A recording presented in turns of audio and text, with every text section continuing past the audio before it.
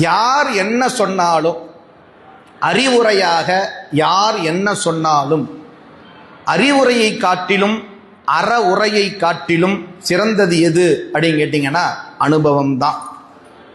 கண்ணதாசன் சொன்னதை சொல்லி அடியேனுடைய உரையை நிறைவு செய்கிறேன். பிறப்பின் வருவது யாதெனக் கேட்டேன், பிறந்து பார் என இறைவன் பணித்தான். படிப்பென சொல்வது யாதெனக் கேட்டேன், படித்துப்பார் என இறைவன் பணித்தான். அறிவெனச் சொல்வது யாதெனக் கேட்டேன், அறிந்து பார் என இறைவன் பணித்தான்.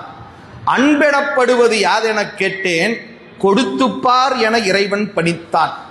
பாசம் என்பது யாதெனக் கேட்டேன், பகிர்ந்து பார் என இறைவன் பணித்தான். மனையாள் சுகமெனில் யாதெனக் கேட்டேன், மணந்து பார் என இறைவன் பணித்தான். பிள்ளை என்பது யாதெனக் கேட்டேன், பெற்றுப்பார் என இறைவன் பணித்தான். முதுமை என்பது யாதெனக் கேட்டேன், முதிர்ந்து பார் என இறைவன் பணித்தான். வறுமை என்பது யாதெனக் கேட்டேன், வாடிப்பார் என இறைவன் பணித்தான். இறப்பின் பின்னது யாதென்று கேட்டேன், இறந்து பார் என இறைவன் பணித்தான். அனுபவித்தேதான் அறிவது வாழ்க்கை என்றால், ஆண்டவனே நீ ஏன் என்றேன். ஆண்டவன் சற்று நெருங்கி வந்து அனுபவம் என்பதே நான் தான் என்றான். ஆக அந்த அனுபவம்தான் நம்மை செதுக்கும், அந்த அனுபவம்தான் நம்மை நன்னெறிக்கு ஆட்படுத்தும் என்று சொல்லி நிறைவாக சொல்ல வேண்டிய செய்தி என்ன என்று கேட்டால், நம்மால் இயன்றவரை பிறருக்கு நன்மை செய்து வாழ்வோம்.